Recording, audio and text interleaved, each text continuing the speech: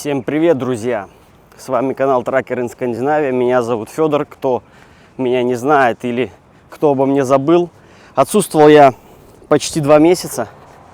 Ну и, собственно, по заставочной картинке вы поняли, что к чему.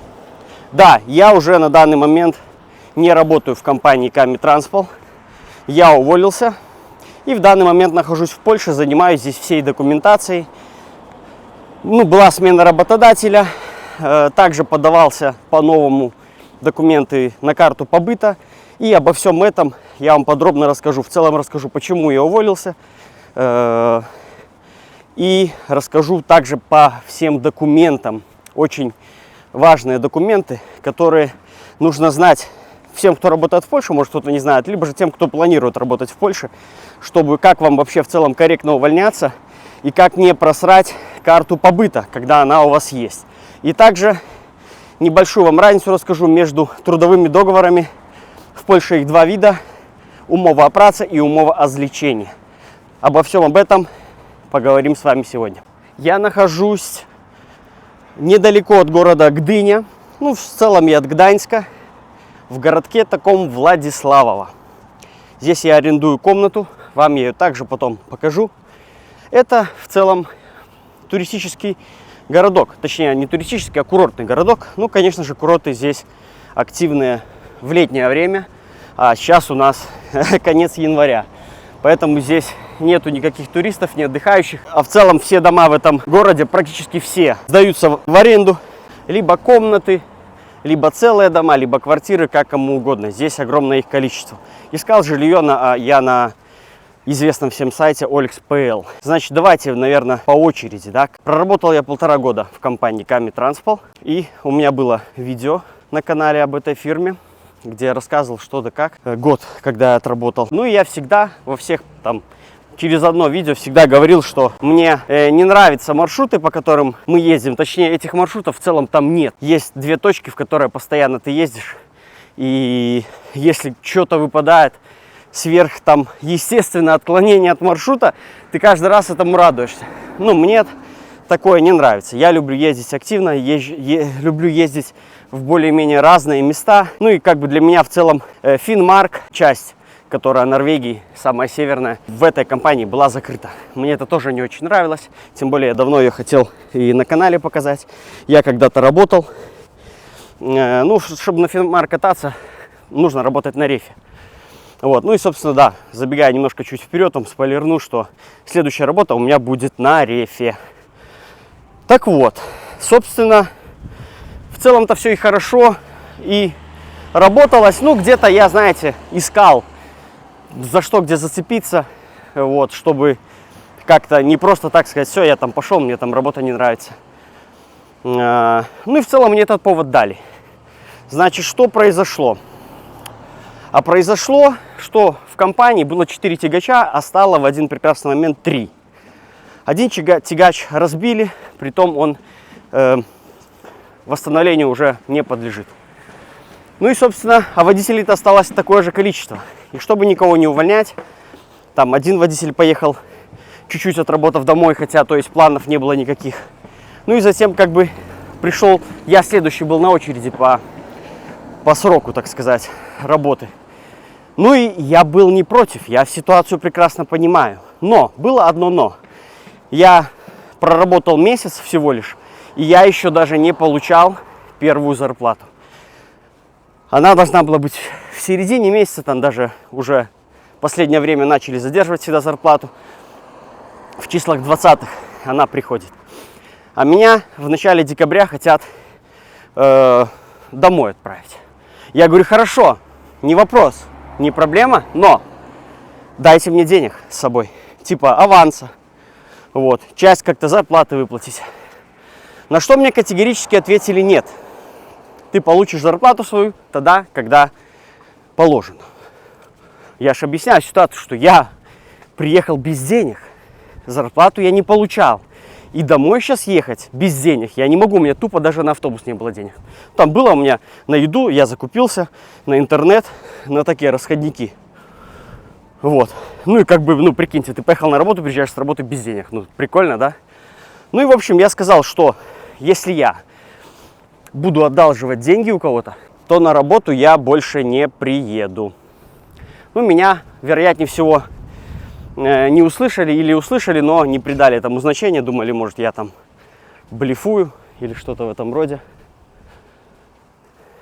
Мы с вами здесь как бы находимся почти в центре самой курортной движухи. На данный момент, как я говорю, что ни снега, ничего, но ветер здесь постоянно такой задувает. Здесь есть парк аттракционов. Вот, наверное, там одна горка и колесо обозрения. Ну, больше я просто не видел. Ну и, в общем, я уезжаю домой. Одолжил там денег у ребят, поехал домой. Но на этом все не закончилось. В день, когда зарплата должна была прийти, зарплата мне не пришла.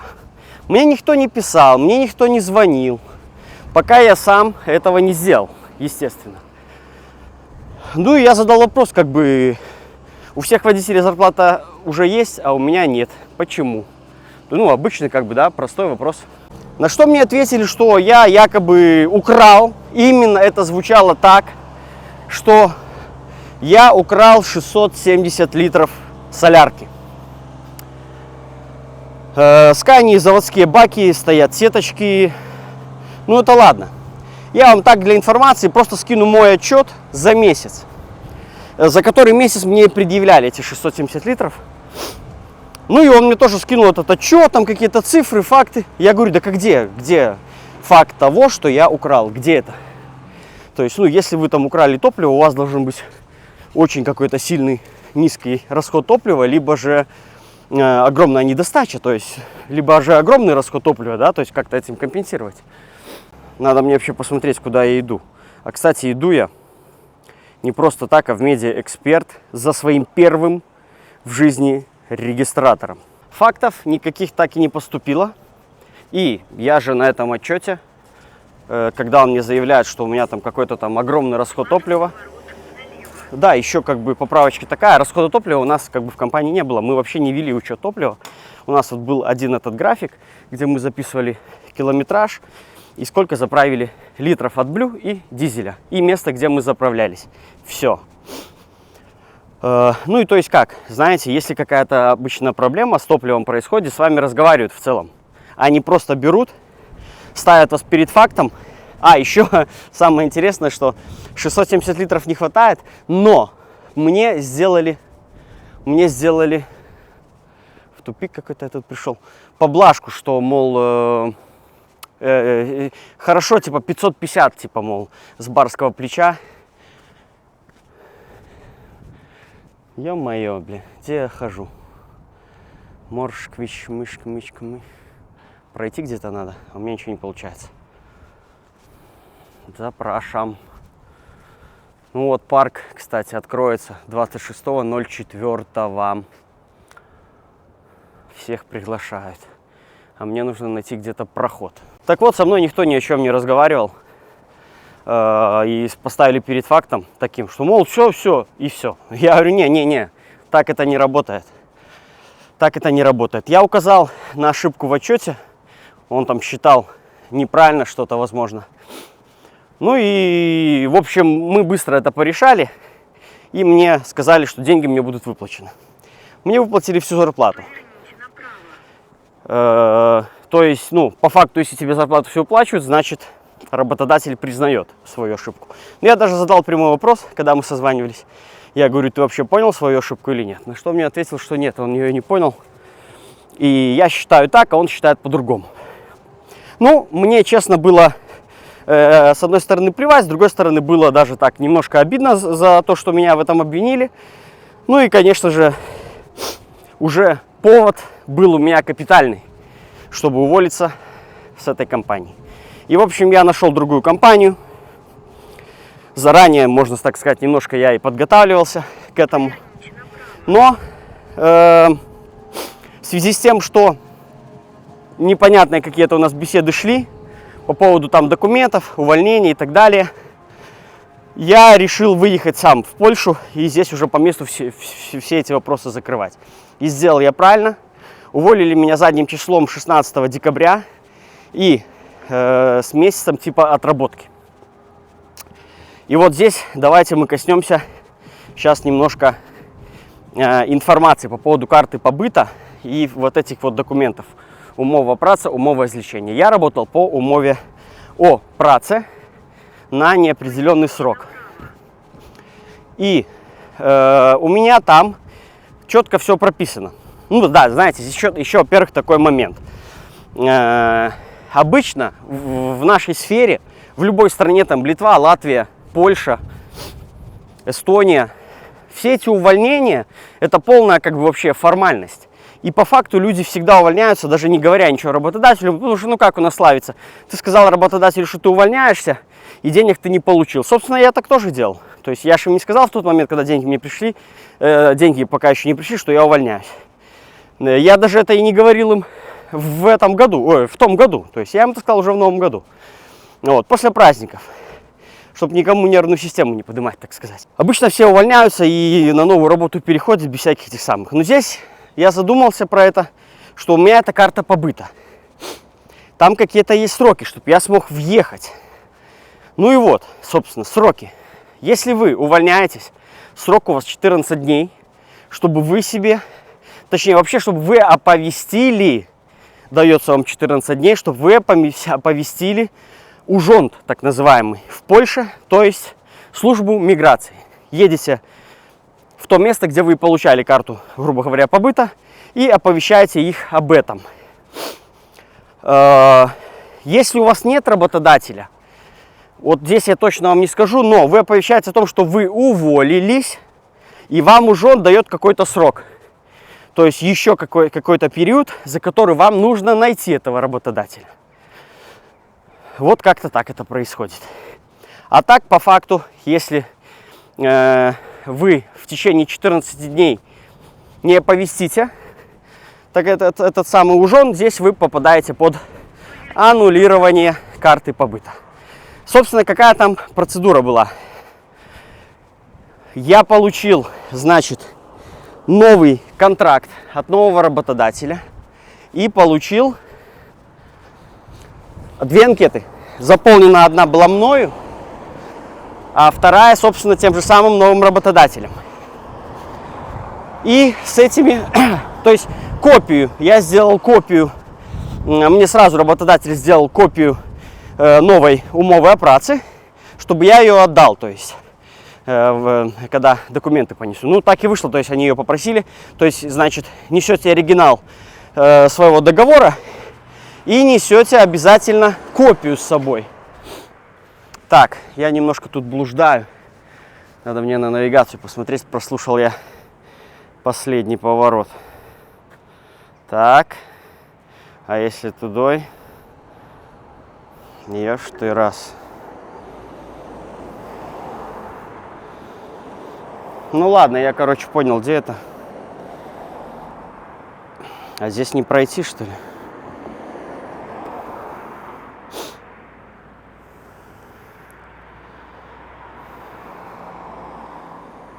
Не пройти, наверное. Или все-таки пройти? Пойдем посмотрим. Здесь у нас портовая часть. Там я видел, кто-то рыбу выгружал, когда до этого гулял. Ну, короче, за все дни, пока сижу, я здесь ознакомился со всеми местами, со всеми возможными местами, где тут можно, а где нельзя ходить, бродить, чайки. Сейчас главное, чтобы не обосрали. Я, кстати, в то, что к деньгам, в это не верю. Вот. Я приехал в этот ужонт. Значит, по поводу увольнения. Меня уволили задним числом с 16 декабря. И влепили мне месяц типа отработки, но... То есть, ну, я уже приехал к ним, по факту мы разговаривали. Там подписывал я все эти бумажки. Но они мне сделали так, что, типа, мол, я как бы не обязан отрабатывать у них этот месяц. Ну, то есть, по-нормальному все. Вот и все. Как я уволился, я поехал, получается, в ужонт подавать эти документы. Там было 100-500 людей. Я к самому открытию пришел. Ну, некоторые, возможно, стояли с утра там. Вот, я был там 60-й, наверное, или какой там, не помню. В целом не так сильно было страшно. Ну да ладно. Я все-таки думаю, я не пройду, куда я пытаюсь. Я сейчас пытаюсь вон туда и куда-нибудь проскочить срезать путь. Сейчас там через гаражи в какашку какую-нибудь наступлю. Здесь станция, кстати, поездовая, и кораблик стоит там такой. Вот сейчас мы зато его не зря сюда пошел. О, кстати, я там и дракара какого-то вижу. Сейчас мы посмотрим с вами втихаря, пока никто ничего не видит. Корабль называется «Пират». А там вон вдалеке дракар стоит, только переделанный под какие-то современные реалии. Так, мне же туда куда-то надо. Правильно? Правильно, значит мы пойдем. Вон там какие-то есть тропинки, заезды, объезды. И куда это проберемся. Я дождался своей очереди. Ешь ты, бля. Что-то все тут не то. Короче, я дождался своей очереди. Пришел в окошко, отдал все документы, она их проверила, забрала у меня копию моего договора трудового, посмотрела заполненные анкеты, и на этом, в принципе, было все. Насколько правильно я заполнил анкеты или нет, заполнял я их по интернету, и я имею в виду в жопе я какой-то хожу, по образцу из интернета. Вот. Арсений так как заполнял, вот он последний раз так работу менял, вот он как бы мне там подсоветовал, как что, скинул, точнее так, как у него было заполнено, по этому шаблону я и, собственно, заполнял. Ну и все, я думал, мне хотя бы скажут что-то, но ничего в итоге не сказали. И знать, в чем там суть. Вы должны дождаться так называемую, которую я ждал в начале, детизия. Это штука, по которой мне, собственно, дали карту побыта. И вот эту детизию меняют на нового, получается, работодателя. Иду я все правильно, нормальными кустами. Ну, почему вот Google тропинки не показывает? Главное под ноги смотреть и в какашку не влезть. Вот. Нормальные тут камыши, как в нормальных странах. Вот. С срачем, совсем как положено. Вот. Здесь в целом у них такие зимы каждый год. Ну и все. Сколько ждать эту детизию? Вопрос я задал. На что мне ответили: не знают. Мне даже примерно не сказали, просто сказали, что не знают. И на этом все.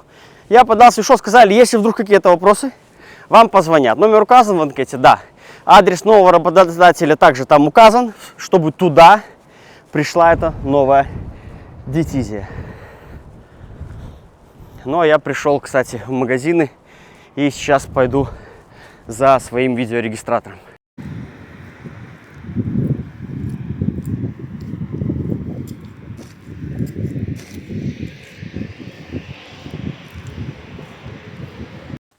Живу я в таком вот райончике. Четырехэтажные здесь дома. И сейчас вам в целом покажу, как у меня там внутри, сколько я за это плачу. Распакуем, кстати, регистратор. И уже договорю вам все, что я хотел сказать в этом видео, потому что на улице это все дело неудобное. В машине, конечно, это все гораздо удобнее делать. Но машины пока что у меня нет.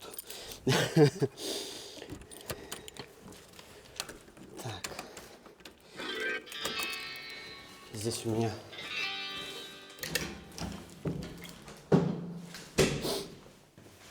четвертый этаж.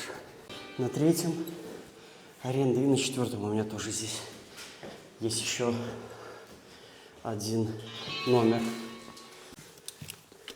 О. Вот такой вот у меня номер. Ну, собственно, 50 злотых в день цена, так как сейчас не сезон курортный. Так, я разденусь и продолжу. Да, пока дошел, у меня уже стемнело. Ничего вам тут не видно. У меня в окне там аквапарк в замороженном виде. Здесь я один, то есть ко мне никого, естественно, не подселят, ничего, то есть все. Это 1,50 злотых день, так как не сезон курортов, поэтому очень дешево. Но я сразу подготовил покупки к новой работе. Куртет себе прикупил данлоповский, вот, в магазине Sport Direct. И башмаки тоже Dunlop, вот такого вот образа. Ну, с металлическим носом, естественно, все как положено, со специальной там какой-то стелькой. Очень толстый такой, интересный.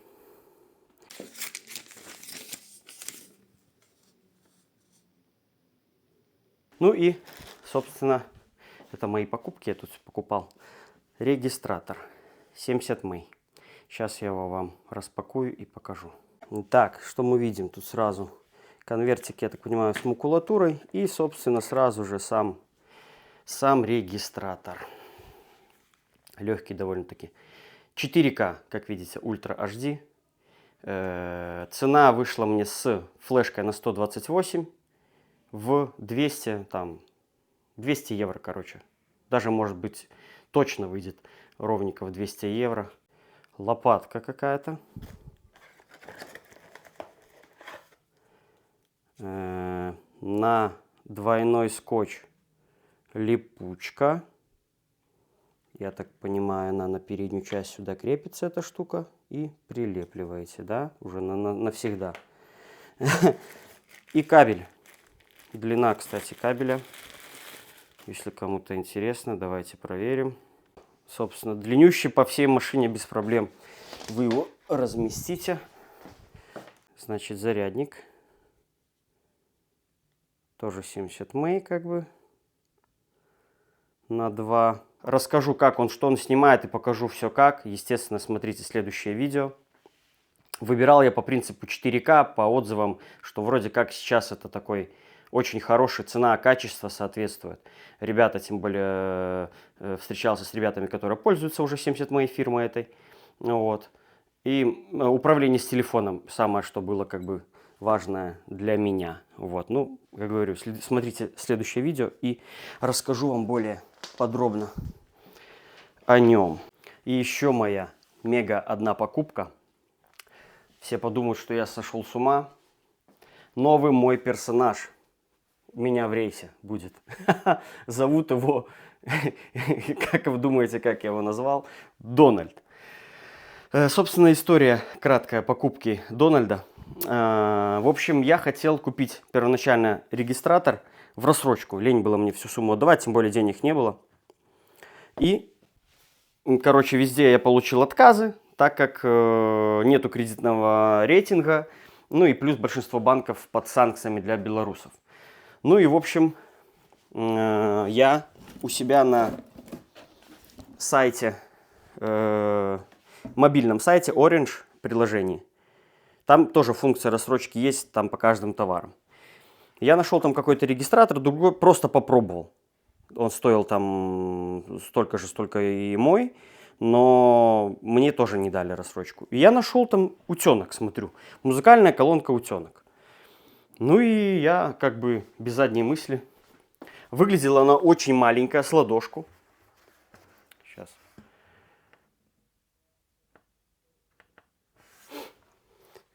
Выглядела с ладошку. Но оказалось, это далеко не ладошка. Он просто огромный. В общем, мне когда вынесли эту коробку, то есть я онлайн это все сделал, и мне пришлось там через пару дней приехать в магазин его забрать. И когда я его увидел, то, конечно, был в легком шоке. Теперь я понятия не имею, куда его девать. Ну, как куда девать? Он-то поедет со мной в рейс, это понятно. Вот. Просто что он очень большой. Ну, то есть я думал, он с ладошку, как бы, ну, потом домой завезу, думаю, да и все. Ну, теперь он на беспроводной такой подзарядке. Кстати, можно подзаряжать телефоны. Но почему-то мой телефон, может, за счет того, что он слишком мощный, эта зарядка не тянет. Я пробовал. Вот. Ну, поэтому я его объявил таким талисманом года у меня будет. Будет ездить там на спальнике или где-нибудь. Я не знаю. Просто даже, честно, понятия не имею, куда я его присобачу. Или просто я его все-таки оставлю у нового шефа в гараже, и он там будет стоять. Ну, в общем, с покупками мы разобрались. Я подготавливаюсь к новой работе. Ботинки рабочие, почему новые купил, потому что старые выкинул, они уже были сильно пятка разорвана, ну и такие страшненькие. То есть в целом рабочих ботинок хватает на год. То есть я покупаю себе всегда такую обувь, чтобы она выглядела плюс-минус нормально. Без палева можно было ходить везде в магазин и куда угодно. И удобно, чтобы не было, главное, ходить на дальнее расстояние. Данлоп я уже покупаю не единожды. Данлоп у меня был до этого. Я тоже советовал, у меня кореш покупал Данлоп. Куртка также Данлоп у меня была первая в Херентесе. Я ее вымазал солидолом в итоге. С Херентеса, когда увольнялся, я ее выкинул. Тоже я ее, в принципе, относил тогда, наверное, с Гидлита. В Гидлите я ее покупал еще, когда был. Где-то года полтора, наверное, в итоге вышло. Два, наверное. Два сезона у меня вышла эта куртка. То есть, то есть я, отстирать уже ее не мог. Поэтому тоже считаю нормальный срок для таких курток. Что еще? И да, у меня была она меньшего размера, и мне не нравился манжет снизу. Он тупо вот сползала. Ты нагнулся, там ремень где-то, что-то лазишь, прицеп залез, у тебя хоп, спина голая. Здесь я взял размером побольше, теперь она я так тестировал, как мог в магазине. Ну, все остальные тесты будут и обуви, и уже куртки в рабочей ситуации, регистратора, качество съемки дневной, ночной. Тоже все будет, смотрите, следующее видео. Отдельно я каких-то там не буду называть там ролик, что вот там, как там снимает мой регистратор. Нет. Может быть, какой-то короткий ролик там сделаю, может быть, посмотрим. То есть, главное мне вообще сейчас влиться. Я выбился из работы окончательно. И как из ютубовской темы, так и вообще в целом в рабочей теме уже, конечно, бы скорее бы начать работать. Поэтому, значит, сижу я 7 декабря, работодатель мой новый подал на лицензию. Вот я с 7 декабря сижу, жду. Ну и уже, я надеюсь, это последняя неделя ожидания, последняя неделя января. В целом, по всем таким предсказаниям, так сказать, она должна быть. Опять-таки, точных сроков никогда нету, когда вы лицензию заказываете. Мне, например, прошлый раз, когда я устраивался в Комитранспол, вышло за 10 дней. Вообще это супер быстро. Сейчас ребята, которые там устраивались на Европу, со мной общались, там, ну и к нам даже, вот как приходил Дмитрий, Арсений работать, там у них выходило где-то вот так вот в районе 3 недель. Ну вот у меня уже, получается, 3 недели прошли. Все, я уже надеюсь, что она будет на этой неделе, и я уеду. Значит, тоже уже будем видео делать, когда я приеду. Что за компания, как, да что смогу вам, то расскажу, покажу, естественно, машина какая, что, какая работа будет. Примерно об этом все будет в другом видео. Здесь же, значит, еще моментики такие по поводу, вот, кстати, увольнений, так? Как вы можете уволиться, если работодатель вас не хочет увольнять, например, по соглашению сторон? Ну, тут только вы можете как-то, если у вас есть какие-то факты зацепа, ну, за что зацепиться, где-то, может, какая-то была нарушение там трудового договора, условия платы труда, и даже вот, что самое есть важное, если вам работодатель не вовремя выплачивал зарплату, то на основании этого, вот просто даже единственный месяц, например, берем. То есть даже как в моей, например, ситуации, если бы у меня что-то пошло не так бы, и мы бы с работодателем не договорились ни о чем, то я бы использовал такую бы функцию, что у меня в договоре было написано 10 вообще число. Хотя мы устно это обсуждали, что зарплата будет там 15-го, после 15-го, там, таких числах. Ну и хорошо, как бы, ну, никто не парится, все нормально работали, как бы ждали свои деньги. Все деньги всегда, то есть каждый месяц приходят без проблем. То вот есть такая функция, что вы смотрите, какая у вас дата, если вы не получили хоть даже на один день, у вас уже зарплата не пришла, этим днем вы можете делать письмо для работодателя, что я увольняюсь по причине того, что мне зарплата не была выплачена в сроки. То есть в Польше, как мне объяснил консультант, бесплатная консультация, да, я повторяюсь, на русском языке, кстати, да, на русском языке это все было. Он как объяснил, что в Польше это как бы все работает, все без проблем. То есть, ну и в целом работодателям эти проблемы тоже не нужны. Поэтому, я думаю, вы всегда на словах сможете разобраться со всеми ситуациями. Вот, в Мэй тоже мы все выяснили, я забрал все свои вещи, оставил пока что велосипед еще будет стоять у них, ждать. Он им не мешает, я спросил, ну не мешает? Нет, ну пусть тогда постоит, потому что куда я его дену, этот велосипед? Ну вот, как бы мы в итоге расстались нормально. Что еще я хотел добавить? Что еще я хотел добавить? По заменам документов. Да, документы, замена, вот эта карта побыта. У кого карта побыта? В чем же разница в целом? Вот что я не сказал, наверное. Умовы о праце. И я вам сейчас пример покажу.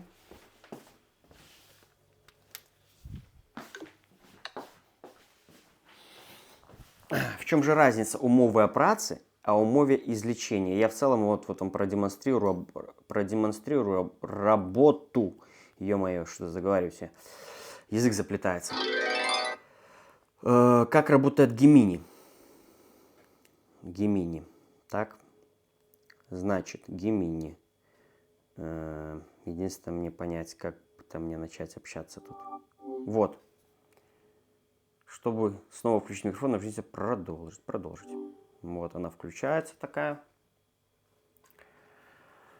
Извините, я не понимаю, что вы имеете в виду. Да, привет. У меня есть вопрос. Привет. Какой у тебя вопрос? Какая разница в трудовом договоре в Польше умова о злечении и умова о праце? Умова злицения и умова о праце – это два разных типа трудовых договоров в Польше. Основное отличие в том, что умова о праце дает больше гарантий работнику, в то время как умова злицения предоставляет больше свободы работодателю. С умовой о праце вы получаете такие гарантии, как фиксированное количество рабочих часов, оплачиваемый отпуск и больничные, а также отчисления в пенсионный фонд. С умовой злицения таких гарантий нет, и работодатель может устанавливать свои правила.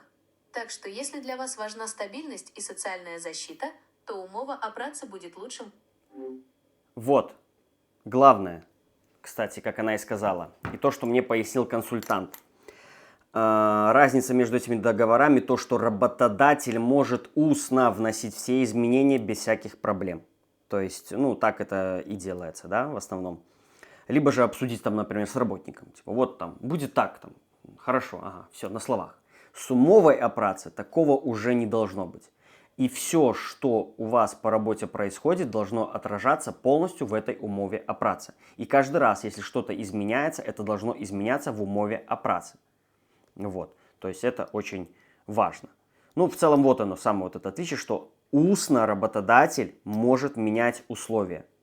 Вот, думайте сами, кому это надо вообще, кому не надо. Я думаю, будет полезно тем, кто будет идти в новизну работать.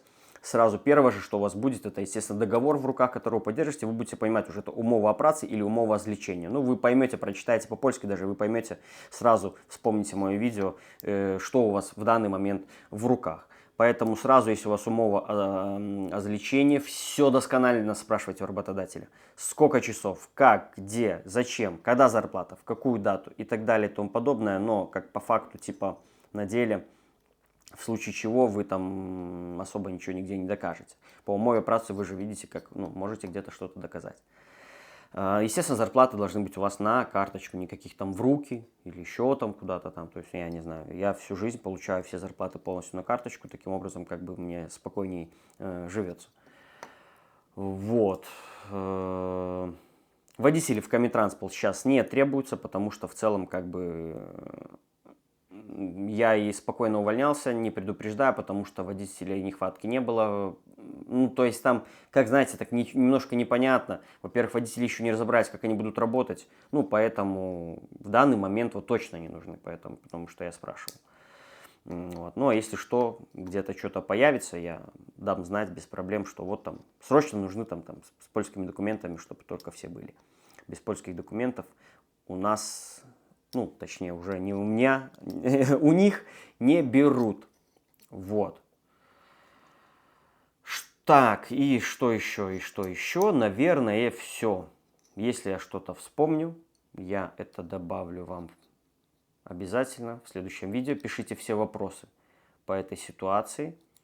Может, где такого-то какие-то вопросы и так далее. И то есть вот, да, смотрите, даже с учетом того, работодатель увольнял меня задним числом, но у меня был месяц отработки, вот этот вот, и он выходил не месяц, он закрывал декабрь, и еще целый месяц получается. Вот, и я во весь этот срок, мог спокойно там заниматься своими вопросами, делами, не оповещая этот ужонт, так, службу миграции. И в целом только после 30, получается, января, когда у меня заканчивается дата этой отработки по факту, вот у меня с этого момента начинается срок 14 дней, когда я должен оповестить, что либо я сменил работодателя, принести все документы, либо оповестить, что я в поисках работодателя, чтобы мне там добавили еще какой-то срок на поиск этого работодателя. В общем, в любом случае нужно сообщать и не самовольничать, чтобы у вас сохранился этот документ. Потому что сами знаете, что карта побыта получается очень тяжело и очень дорого. Вот, поэтому терять ее, я думаю, не каждый захочет. И также по увольнениям тоже смотрите как бы аккуратно, смотря в каких вы отношениях с работодателем. Косячили вы там или не косячили. Ну, короче, то есть это все тоже дело индивидуальное, индивидуально каждому. Как, где и кто. Вот у меня, вот я вам свою ситуацию в целом как бы обрисовал. Ну и, конечно же, главная, да, причина увольнения – это какие были маршруты. В целом работа меня вся устраивала. Я вам и говорил, то есть, ну, машины в порядке.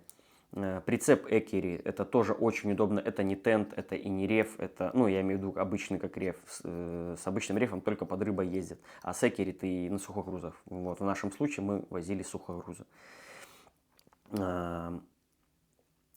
Работа, она не сказать, что она легкая, она специфическая, как я и говорил. Она специфическая, там все налажено, все моменты, они налажены.